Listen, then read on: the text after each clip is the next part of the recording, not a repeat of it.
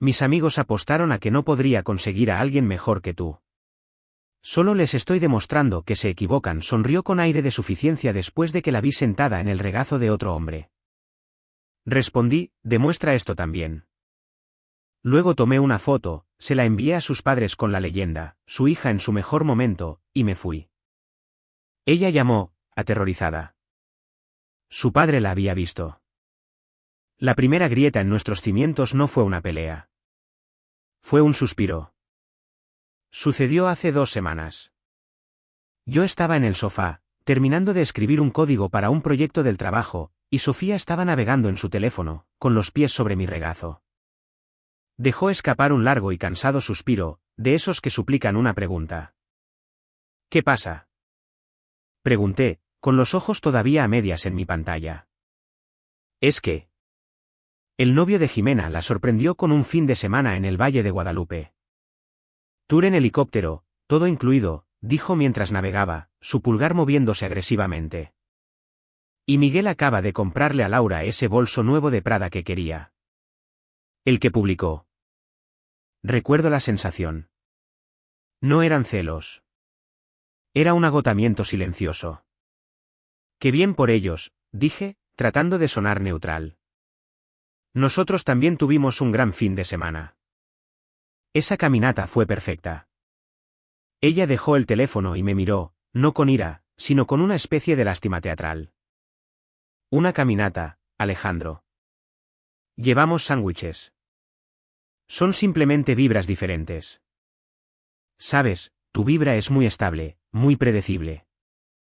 Debería haber dicho algo en ese momento, pero ya había escuchado variaciones de esto antes. Sofía vivía en un mundo de vibras, de estética, de moneda social.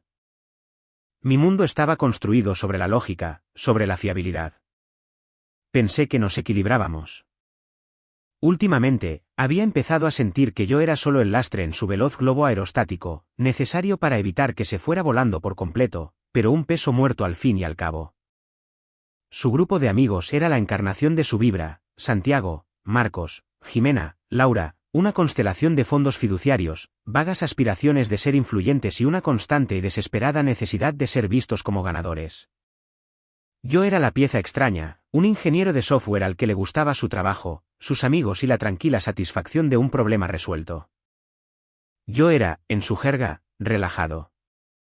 Ahora me doy cuenta de que era un sinónimo de aburrido, razón por la cual el mensaje de texto de esa noche activó una silenciosa alarma en mi cabeza.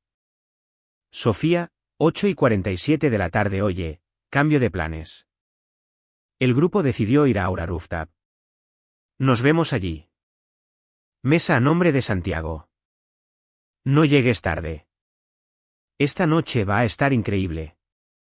Aura Rooftop era un bar en una azotea en el corazón de Polanco, famoso por sus vistas, sus cócteles de 400 pesos y su implacable política de admisión. Había estado una vez por algo del trabajo. No era mi ambiente, pero a Sofía le encantaba. Le encantaba el brillante paisaje de la Ciudad de México como telón de fondo para sus autofotos. Le encantaba la sensación de estar dentro del cordón de terciopelo. Estacioné mi sensato sedán en un aparcamiento a unas pocas manzanas, haciendo una mueca por la tarifa digital. Mientras subía en el ascensor hacia la azotea, me alisé mi sencilla camisa de botones, sintiéndome ya poco arreglado. El retumbar del bajo se hacía más fuerte. Las puertas se abrieron a un muro de sonido curado, cristales tintineando y el chillido de una risa que reconocí. El lugar estaba abarrotado. Me abrí paso entre la multitud, buscando su mesa. Vi la nuca de Jimena, la risa distintiva de Laura, pero las sillas estaban vacías. Escaneé la sección VIP acordonada a la izquierda, una plataforma ligeramente elevada con lujosos sillones y un camarero dedicado. Allí estaban. Santiago era el centro de atención, con una botella de vodka en una cubitera sobre la mesa a su lado. Y en su regazo, abrazada bajo su brazo, estaba Sofía. Llevaba un vestido que nunca le había visto, algo negro y ajustado con tirantes finísimos. Se reía, echando la cabeza hacia atrás, con la mano apoyada en el pecho de Santiago. Un entumecimiento frío se extendió desde mi pecho hasta las puntas de mis dedos. Me moví hacia el cordón. Un portero de hombros anchos con un traje negro se materializó, su brazo una barrera cortés pero inamovible. Esta sección está reservada, señor. Mi novia está en esa mesa. Sofía, con Santiago. Él echó un vistazo y luego me miró de nuevo, su expresión no era hostil, solo profesionalmente impasible. No está en la lista. Tendrían que haberlo añadido. Estaba excluido, literal y figuradamente. Me quedé allí, sintiéndome como un turista en la ejecución de mi propia relación. Sofía eligió ese momento para mirar. Su risa se apagó. Sus ojos se encontraron con los míos. Vi un destello de algo, sorpresa, tal vez un atisbo de culpa, pero se extinguió en un instante, reemplazado por una mirada fría y evaluadora. Le susurró algo a Santiago, quien sonrió con aire de suficiencia y dijo algo que hizo reír a Marcos. Ella se deslizó del regazo de Santiago, se alisó el vestido y se acercó contoneándose a la línea del cordón. De cerca, podía oler su perfume, el caro que le había comprado por su cumpleaños.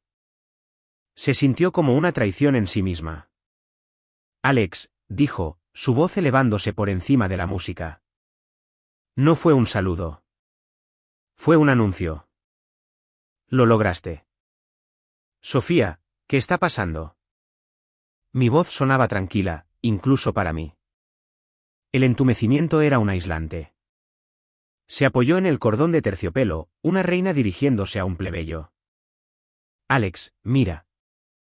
Hizo un gesto vago detrás de ella, abarcando a Santiago, a sus amigos, el servicio de botella, toda la fachada resplandeciente. Esto fue divertido, pero ya se acabó. Las palabras eran tan cliché, tan ensayadas, que casi rebotaron en el hielo que se formaba dentro de mí. ¿Se acabó? Vivimos juntos. Era una declaración de hechos. Teníamos un contrato de arrendamiento. Compartíamos una lista de la compra en el frigorífico. Ella dejó escapar ese suspiro de nuevo, el que ahora entendía que era pura actuación. Miró hacia atrás a su audiencia, que observaba con la atención absorta de personas que ven el acto final de una obra de la que ya conocían el final. Se volvió hacia mí, y sus labios se curvaron en la sonrisa más frágil y despectiva que jamás había visto. Mis amigos apostaron a que no podría conseguir a alguien mejor que tú, lo dijo claramente, asegurándose de que cada sílaba llegara a sus amigos. Una risita se elevó de la mesa. Santiago alzó su copa en un brindis burlón. Solo les estoy demostrando que se equivocan. Las palabras quedaron suspendidas en el aire lleno de humo entre nosotros. No solo eran crueles, eran baratas. Nuestros 2 años, reducidos a las apuestas de un juego infantil. El frío entumecimiento en mis venas se encendió en un único y agudo punto de absoluta claridad. Miré más allá de ella, al rostro engreído y apuesto de Santiago, al teléfono de Jimena apuntando directamente hacia nosotros, a todo el patético cuadro. Volví a mirar a Sofía, su sonrisa desafiándome a llorar, a gritar, a suplicar. No lo hice. Asentí lentamente, como si considerara un problema medianamente interesante. Mi voz, cuando salió, fue baja, plana y perfectamente audible en el espacio que su declaración había creado. Demuestra esto también. Su sonrisa vaciló, reemplazada por la confusión.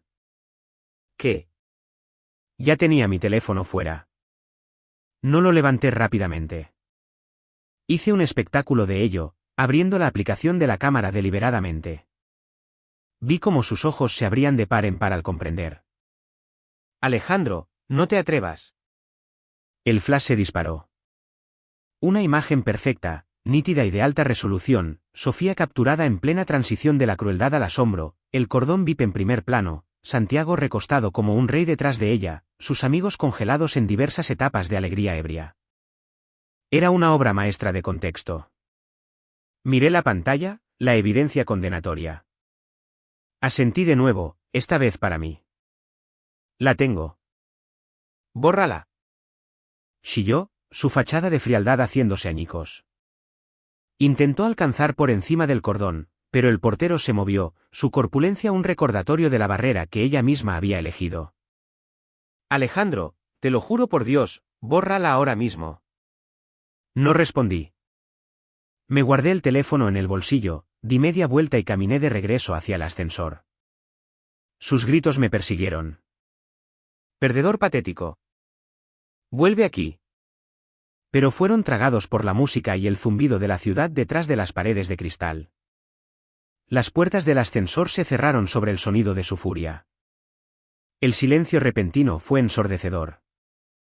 Me apoyé contra la pared, el cristal frío un alivio contra mi espalda. Mi corazón latía con fuerza, pero mi mente estaba sobrenaturalmente quieta. El rompecabezas estaba completo.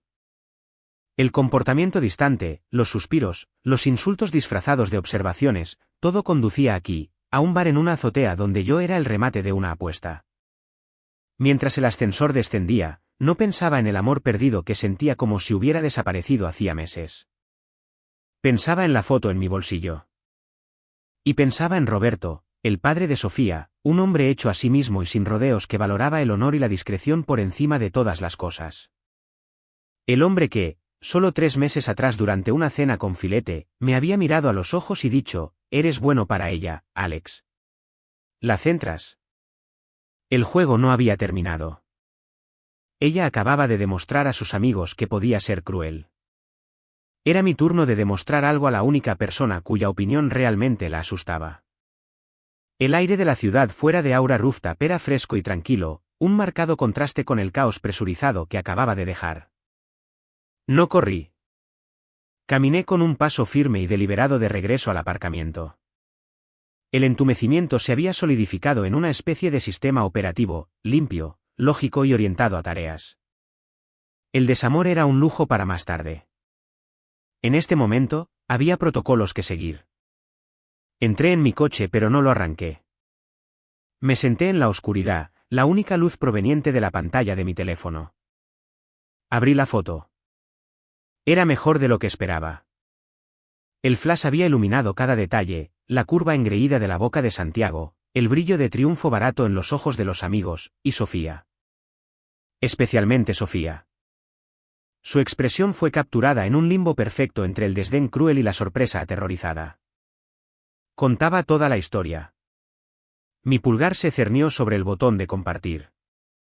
La parte primitiva y enfadada de mí quería enviársela a todos los amigos en común, publicarla con su propia cita burlona como pie de foto. Pero ese era su juego. Esa era su moneda, la humillación pública, la guerra social. Pensé en Roberto, el padre de Sofía, un hombre que había construido una empresa de suministros de construcción desde cero con manos permanentemente callosas y un detector de falsedades calibrado a niveles nucleares. Valoraba la lealtad, la integridad y la franqueza. Odiaba los adornos, los chismes y lo que él llamaba, pompa de privilegiados. Sofía pasaba su vida actuando para sus amigos, pero vivía por el raro y difícilmente ganado gesto de aprobación de su padre. Navegué hasta mis contactos, pasando el nombre de Sofía, hasta la entrada guardada como Roberto Garza. Mi dedo vaciló solo un segundo. Esto no era un acto de rabia. Era un acto de informar, una transferencia de información a la autoridad pertinente. Compuse el texto con el cuidado de escribir una pieza crítica de código. Tenía que ser conciso, fáctico e irrefutable. Señor Garza, lamento informarle que Sofía ha terminado nuestra relación esta noche. Creo que debería ver el contexto en el que eligió hacerlo. Valoraba su respeto. Alejandro adjunté la foto.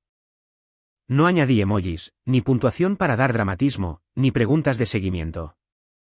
Dejé que la imagen hablara. Le di a enviar. Un extraño y profundo silencio se instaló en el coche. El hecho estaba consumado. No había botón de deshacer. Arranqué el motor y conduje hacia el apartamento, nuestro apartamento, por última vez. El trayecto fue un borrón de luces de la calle. Mi mente era un mapa en blanco, trazando solo los siguientes 3 movimientos: empacar lo esencial. Asegurar documentos. Irme. Usé mi llave. El apartamento se sintió instantáneamente ajeno, como una exhibición de museo de una vida que acababa de ser terminada. Allí estaba el sofá donde ella había suspirado sobre las caminatas. La isla de la cocina donde le había cocinado pasta mientras hablaba del paseo en helicóptero de Jimena. Todo era solo atrezo ahora. Fui al dormitorio y saqué mi vieja bolsa de lona de la parte superior del armario. Trabajé con eficiencia: ordenador portátil, cargador, pasaporte, una pequeña caja fuerte con mi tarjeta del seguro social y la tarjeta de circulación del coche. De la cómoda, tomé solo ropa práctica: vaqueros, camisetas, jerseys. Dejé atrás la bonita camisa que me compró para la cena de aniversario de sus padres. Ahora se sentía como un disfraz. En el baño, metí mis artículos de aseo en un neceser. Mi cepillo de dientes estaba solo en el soporte. El de ella estaba en su bolso, en el bar, en una noche que se suponía que demostraría algo. El simbolismo era casi demasiado obvio. Finalmente, me detuve en el umbral del dormitorio. En la cómoda había una foto enmarcada de esa cena con sus padres hacía 6 meses. Roberto tenía su brazo alrededor de la madre de Sofía, con una rara y suave sonrisa en su rostro. Sofía, radiante, estaba entre ellos. Yo estaba en un extremo, luciendo un poco incómodo pero feliz. La mano de Roberto estaba en mi hombro. Cuídala, Alex. No cogí la foto. Me di la vuelta y salí. Cargué la bolsa en mi maletero. Antes de subir al coche, hice 2 cosas más. Primero, abrí mi aplicación bancaria y transferí mi mitad del alquiler del mes siguiente a nuestra cuenta compartida, la que ella nunca revisaba, la que yo usaba para pagar las facturas. Añadí una nota: alquiler de octubre. La rescisión del contrato de arrendamiento seguirá. Sin drama, solo negocios. Segundo, y finalmente, fui a la configuración de mi teléfono.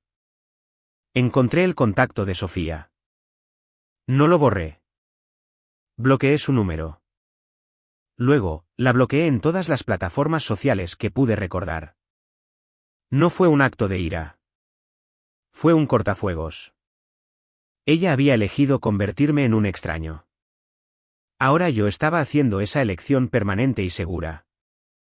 Conduje hasta un hotel de gama media cerca del aeropuerto, del tipo que usan los viajeros de negocios y las personas en transición. Pagué una semana en efectivo de mi fondo de emergencia.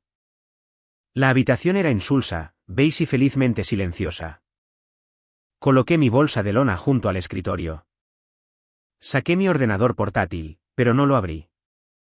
Simplemente me senté en el borde de la cama en el silencio absoluto y dejé que el silencio me envolviera.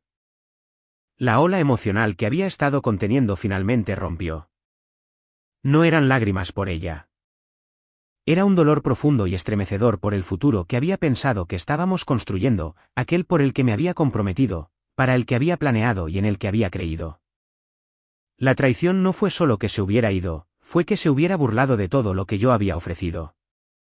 Mi estabilidad, mi lealtad, mi amor tranquilo, eran el lado perdedor de una apuesta. Me recosté en la rígida colcha del hotel y miré el techo de baldosas acústicas. La injusticia de todo ardía, limpia y caliente. Yo había sido leal. Había estado comprometido. Y había sido descartado como un accesorio usado en una obra barata. Pero debajo del ardor, algo más se estaba agitando, una tenue y fría brasa de poder. No había gritado. No había suplicado. No había lanzado un puñetazo ni destrozado sus cosas. Había tomado una fotografía. Había enviado un mensaje de texto. Me había marchado. Y al hacerlo, le había quitado el control de la narrativa a ella y a sus amigos que se reían a carcajadas. La historia ya no era: Sofía mejora dejando a su novio aburrido. Ahora era una historia completamente diferente, una que acababa de aterrizar con un golpe silencioso y sísmico en la bandeja de entrada del único hombre cuya opinión realmente podría cambiar el curso de su vida. Mi teléfono, boca abajo en la mesita de noche, permaneció oscuro y silencioso. El de ella, lo sabía, estaba a punto de iluminarse como una zona de guerra. Pero eso ya no era mi problema. Mi cortafuegos estaba activado. Por primera vez en meses, mi mente, aunque magullada, era mía. La primera luz de la mañana en la habitación del hotel era gris y tenue. Dormí a ratos, las sábanas estériles me resultaban extrañas, pero dormí. No había una agonía retorcida, solo una aceptación hueca y cansada. Mi teléfono, cuando lo revisé a las 7 de la mañana, solo mostraba notificaciones del trabajo y una actualización del tiempo. El cortafuegos aguantaba. Seguí la rutina. Me duché. Me vestí con la ropa limpia y sencilla de mi bolsa. Bajé y tomé un desayuno de cortesía insípido rodeado de extraños silenciosos con maletas con ruedas. La normalidad de todo era su propia clase de anestésico. A las 10 de la mañana, la curiosidad, fría y clínica, se apoderó de mí. Necesitaba evaluar las consecuencias, no por gratificación emocional, sino por conciencia situacional, como comprobar el tiempo después de una advertencia de tormenta. Fui a la configuración de mi teléfono, y con cuidado deliberado, desbloqueé temporalmente el número de Sofía por un segundo. No pasó nada. Luego la pantalla explotó. Un torrente de notificaciones cayó en cascada, llamadas perdidas, alertas de buzón de voz, mensaje de texto tras mensaje de texto, un desplazamiento frenético y caótico de desesperación y rabia. El primero había llegado a las 11:37 de la noche anterior. Sofía, 11:37 de la noche, ¿qué hiciste? Sofía, 11:41 de la noche. Mi papá acaba de llamarme. ¿Vio eso? Alejandro, contesta el teléfono. Sofía, 11:53 de la noche, llámalo ahora mismo y dile que fue una broma. ¿Un chiste? Dile que estábamos grabando un sketch estúpido para TikTok o algo así. Sofía, 12:15 de la noche. Ahora no contesta a mis llamadas. Esto no es gracioso. Sofía, 12:48 de la noche, acaban de rechazar mi tarjeta en el bar. ¿Qué demonios le dijiste? Me desplacé, impasible. El tono cambió a medida que avanzaba la noche. Sofía, 1:22 de la madrugada. Lo de Santiago fue solo una broma. No significó nada. Ya sabes cómo son mis amigos. Te lo estás tomando demasiado en serio. Sofía, 2:05 de la madrugada. Estoy en el departamento. ¿Dónde estás? Tenemos que hablar. Sofía, 3:11 de la madrugada. Estás intentando arruinar mi vida. Mi papá gestiona mi fideicomiso. Está hablando de hacerme aprender lo que es la responsabilidad. Esto es tu culpa. Sofía, 4 de la madrugada. Alejandro. Por favor. Por favor, solo discúlpate con él. Dile que hemos vuelto. Dile que fue montado. Haré cualquier cosa. El último mensaje de texto era de hacía una hora. Sofía, 8:57 de la mañana, contéstame o iré a buscarte. Había 7 mensajes de voz. Puse el teléfono en altavoz, me serví un vaso de agua del grifo del baño y escuché. Mensaje de voz 1, 11:45 de la noche. Su voz era un chillido agudo e hiperventilado compitiendo con la música del club de fondo. Alejandro, ¿qué hiciste? Mi papá vio eso. Tienes que llamarlo y decirle que fue una broma. ¿Un chiste? No puede. Está diciendo cosas sobre mi mesada. Llámalo ahora mismo. Mensaje de voz 3, 1:15 de la madrugada. La música había desaparecido. Ahora estaba afuera, quizás en un Uber. La histeria se estaba transformando en ira. Eres un hombrecillo tan mezquino. ¿Sabes lo vergonzoso que fue eso? ¿Enviarle eso a mi papá? Eso era privado. Has arruinado todo por una estúpida foto. Arréglalo. Mensaje de voz 5, 3:30 de la madrugada. Ahora estaba llorando, pero eran las lágrimas agudas y furiosas de una niña a la que le han quitado su juguete. Congeló todo. Mi tarjeta, mi depósito mensual. Dijo que si tenía tiempo para hacer el tonto en una azotea, tenía tiempo para aprender el valor del dinero. Necesitas volver a casa. Necesitas decirle que lo estamos arreglando.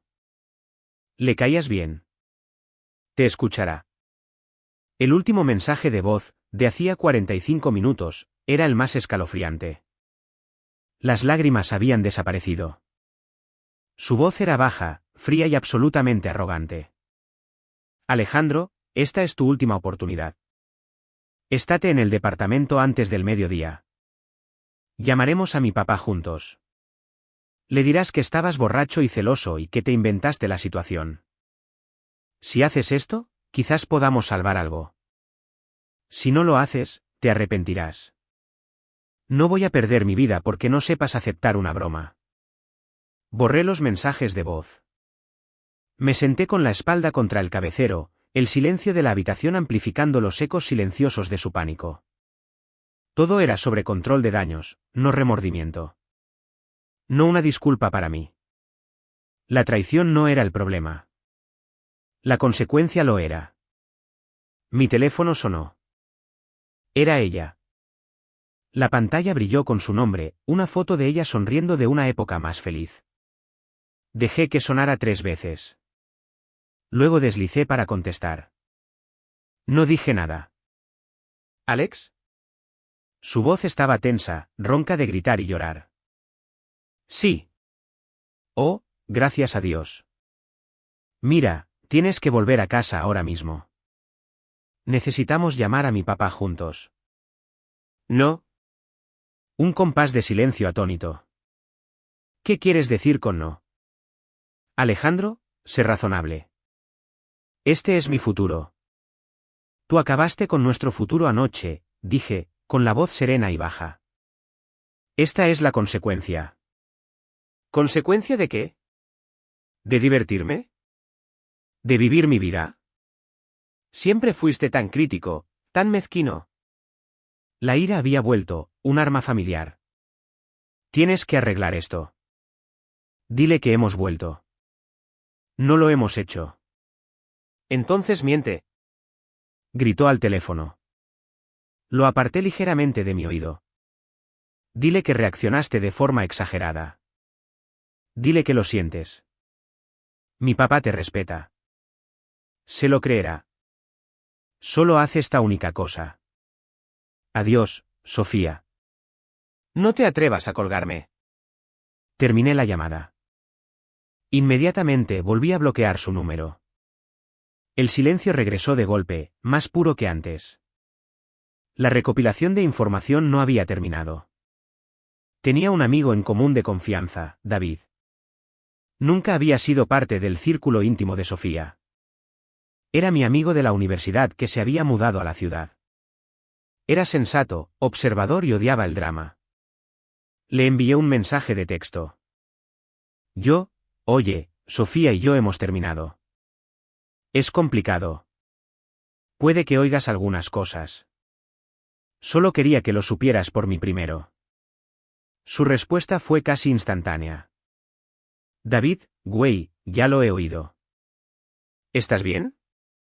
Yo, lo estaré. ¿Qué oíste? 3 puntos aparecieron y desaparecieron durante un largo momento. David, Jimena llamó a mi novia, desesperada. Dijo que el papá de Sofía la ha dejado sin nada. Fideicomiso congelado, tarjetas de crédito canceladas, todo. Aparentemente, lo llamó una clase magistral de mal carácter y peor juicio.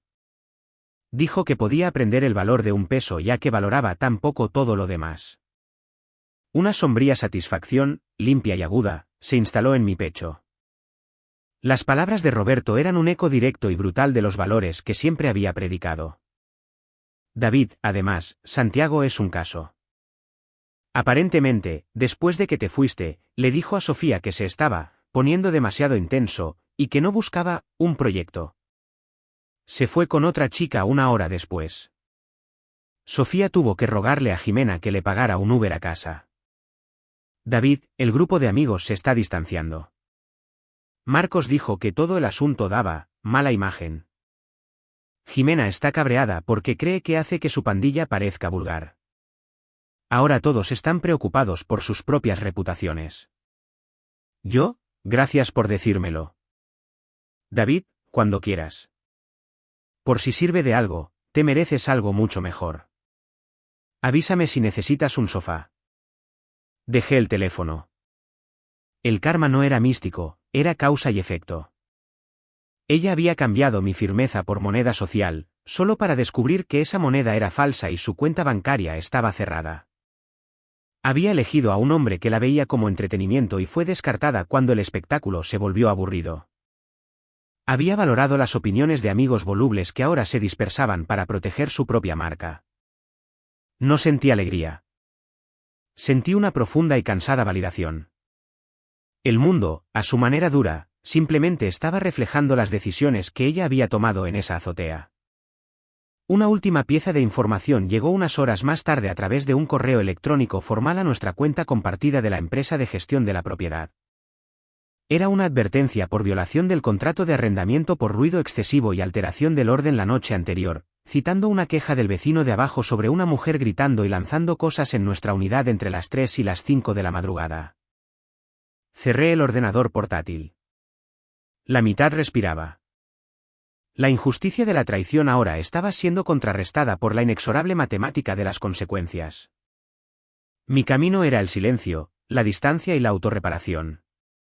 El de ella, visto a través del ojo de la cerradura de estas comunicaciones, se estaba desmoronando en una lucha desesperada y furiosa por recuperar un privilegio que nunca había ganado y que acababa de incendiar espectacularmente. Salí a dar un largo paseo. No pensé en ella. Pensé en que cenaría, en un nuevo lenguaje de programación que quería aprender, en el placer silencioso de un horario que me pertenecía solo a mí. La brasa de poder no se trataba de su caída. Se trataba de mi libertad. Y con cada paso lejos de ese hotel, de esa vida, de esa persona, la brasa crecía de manera constante y silenciosa hasta convertirse en una llama. 7 meses es mucho tiempo en una vida que se está reconstruyendo.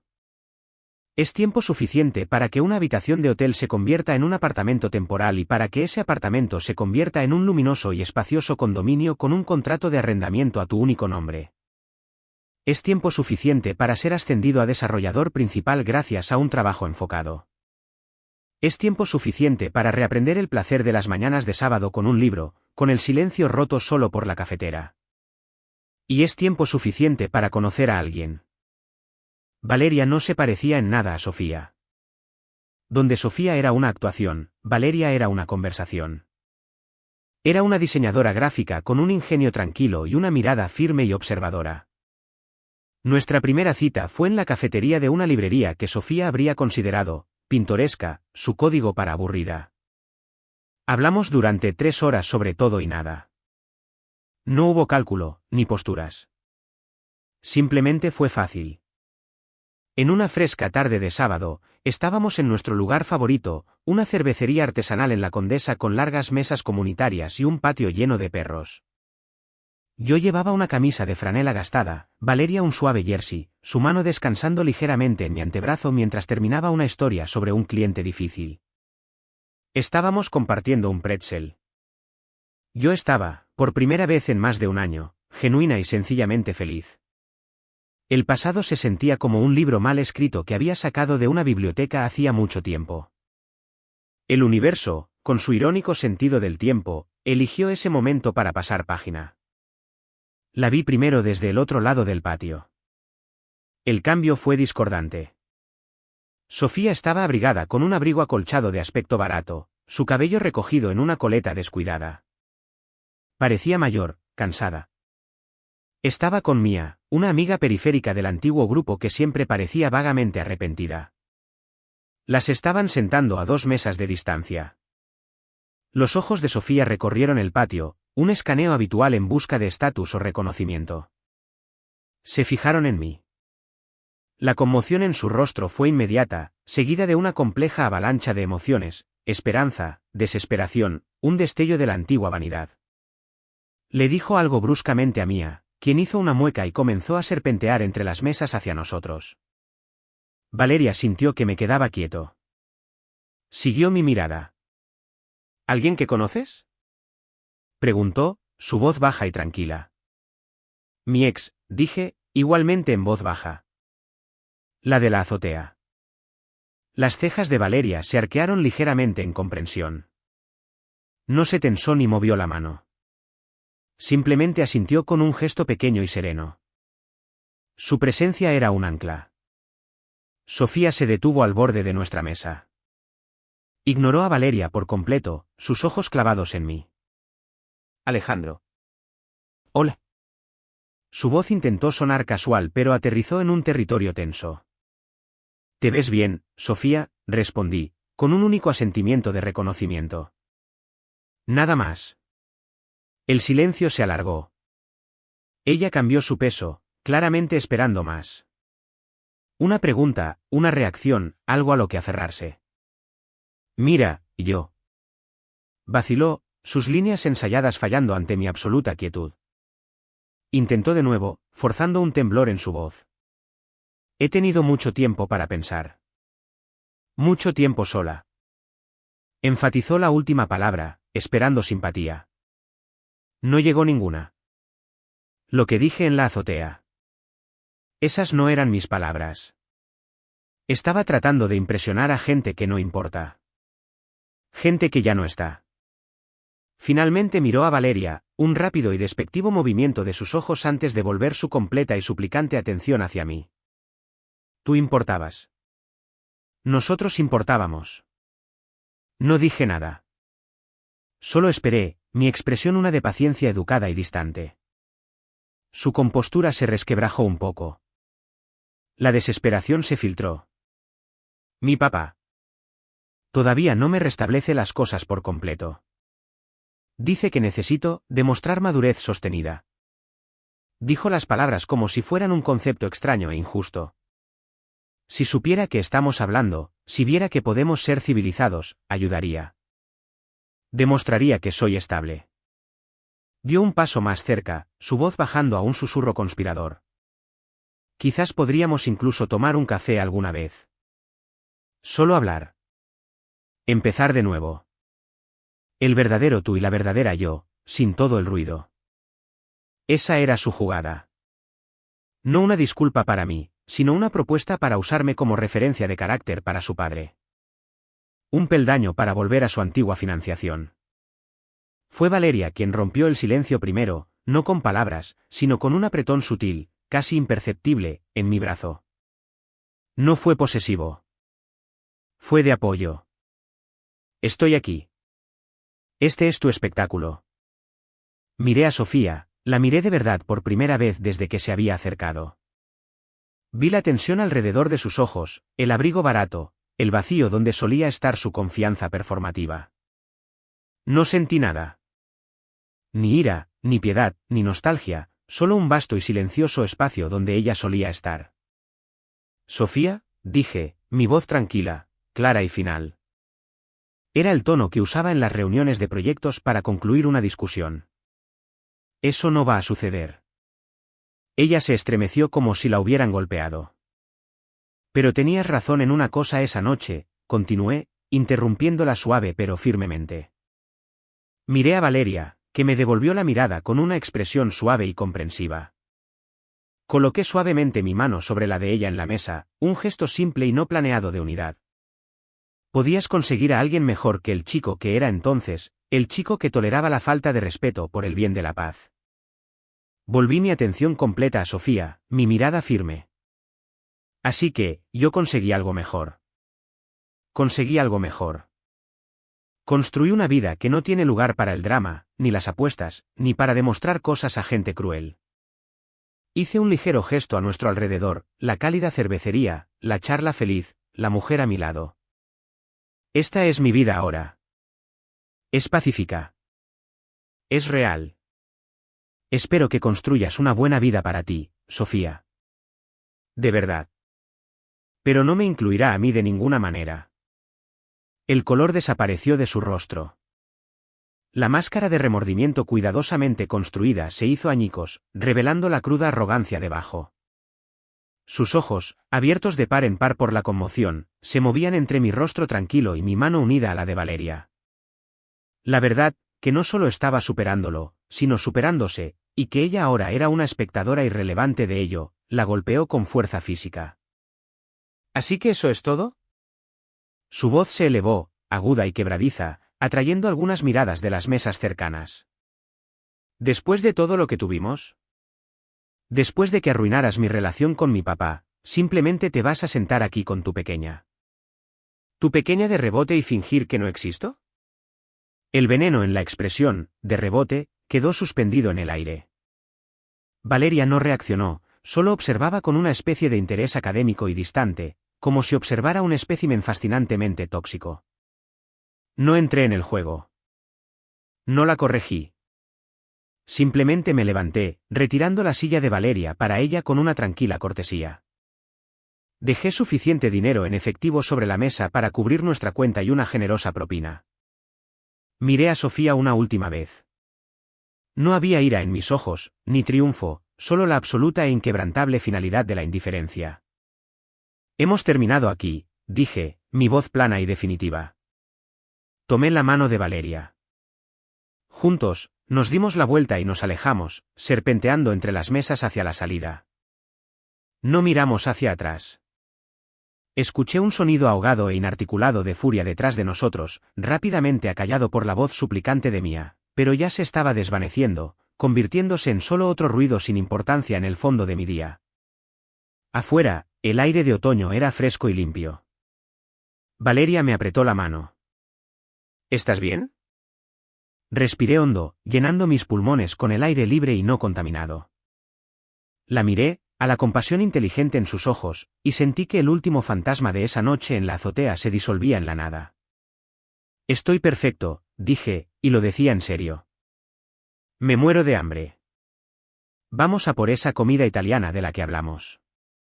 Mientras caminábamos hacia el coche, mi mente no estaba en Sofía, en su fideicomiso congelado, o en sus ojos desesperados y vacíos. Estaba en la forma específica en que Valeria se reía cuando estaba realmente divertida. Estaba en las complejas notas del vino Nebbiolo que planeaba pedir. Estaba en la tranquila satisfacción de un domingo sin tormentas en el horizonte. El cierre no estuvo en un discurso dramático o en un momento de venganza. Estuvo en el simple y profundo acto de marcharse sin una mirada atrás, hacia un futuro tan brillante y pleno que la sombra del pasado ya no podía alcanzarme. Ella se había convertido en una nota al pie, una lección aprendida, una puerta cerrada.